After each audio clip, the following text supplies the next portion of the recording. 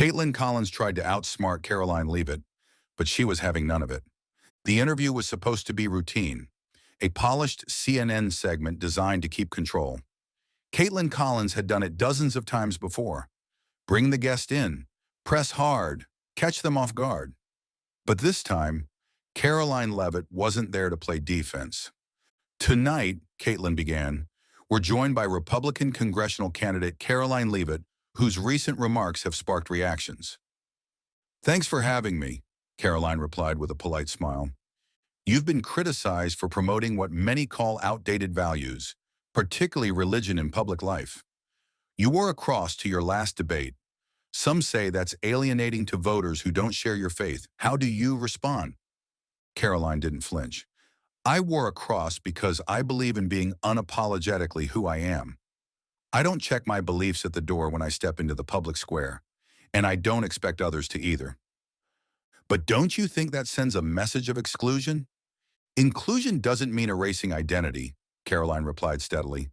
It means respecting everyone's, mine included. When we start telling young women they can't wear a cross or a hijab or speak about their values because it might make someone uncomfortable, we've moved from tolerance to censorship. The studio grew quiet. Isn't that a bit dramatic? No one's censoring you. You're free to practice your religion. Free to practice, but not free to express? Karoline cut in firmly. That's a contradiction. Students are being told to remove crosses from graduation gowns. Nurses are being asked to hide religious jewelry. A high school valedictorian in Texas had her microphone cut off when she mentioned her faith. If we can't talk about that honestly, then what are we doing here? You've cited these examples, but critics say you're cherry-picking isolated incidents. Can you provide evidence this is systematic? Karoline's eyes sharpened.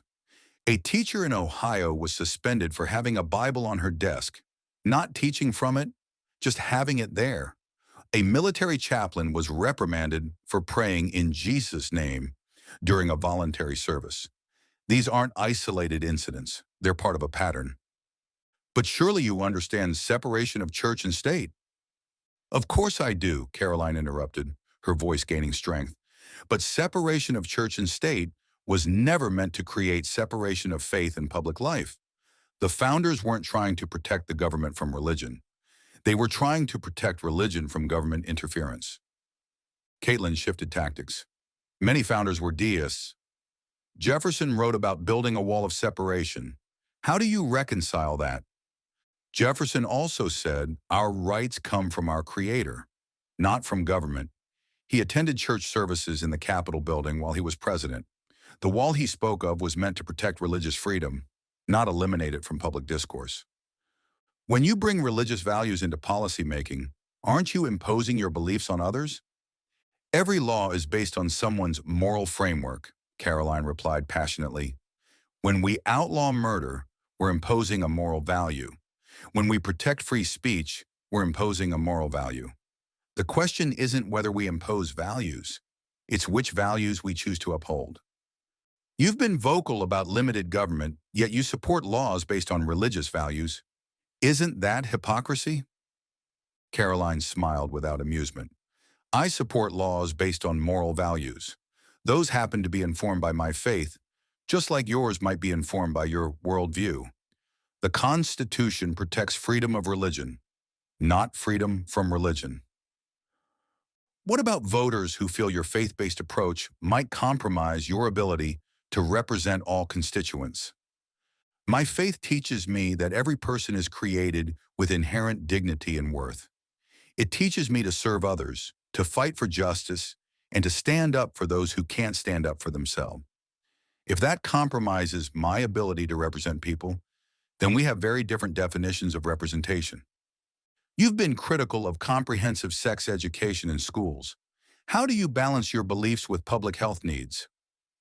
I believe parents are the primary educators of their children, especially on values and morality, Karoline responded. When schools bypass parents and teach children concepts that contradict their family's values without notifying parents, we've crossed a line. I support age-appropriate health education, but I also support parental rights. What about children whose parents might not provide that information? Don't schools have a responsibility? Schools have a responsibility to work with parents, not against them. The solution isn't to sideline parents.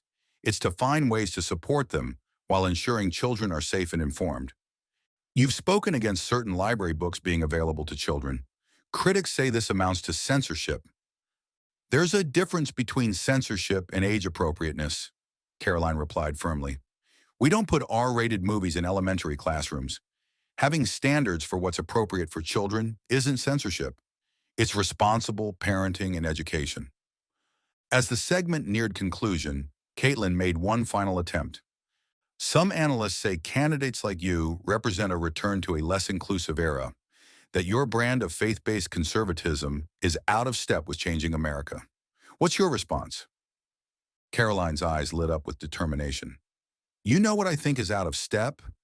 The idea that having convictions makes you intolerant. The idea that believing in something bigger than yourself makes you small-minded. The idea that standing for timeless principles makes you outdated. She leaned forward. I represent people who are tired of being told their values don't matter. Tired of watching their children being taught to be ashamed of their heritage. Tired of politicians who say one thing in church on Sunday and vote the opposite way on Monday. If that makes me out of step, then I'm proud to march to a different drummer. The studio fell silent. And if critics say you're using your faith as a political weapon, my faith isn't a weapon. It's a foundation, Karoline responded immediately. It's what gives me the courage to stand here with you tonight. It's what gives me the strength to run for office, knowing the personal cost. And it's what gives me hope that despite our differences, we can still find ways to work together. Her voice softened but lost none of its conviction. I don't expect everyone to share my faith, Kaitlan, but I do expect people to respect it, just as I respect theirs. And I expect to be judged on my actions, not on assumptions about what my beliefs might lead me to do. What do you say to voters who might agree with some positions but worry about electing someone who brings such explicitly religious perspectives to government? Look at my record. Judge my policies on their merit. My faith informs my values, but my values inform my policies. Policies that benefit everyone. I'm not running to be pastor-in-chief. I'm running to be a public servant. Karoline Leavitt, thank you. Thank you, Kaitlan. As the cameras cut and the lights dimmed, it was clear. The interview had exposed a deep desire for leaders who stand for something greater, no matter the cost.